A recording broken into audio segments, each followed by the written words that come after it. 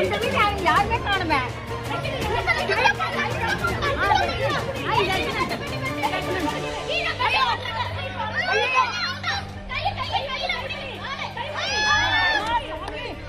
கடவுளே கடவுளே பச்சைமா பச்சைமா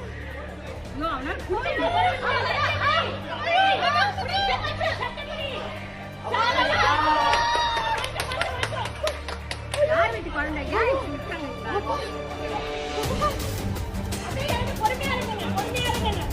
ஐயோ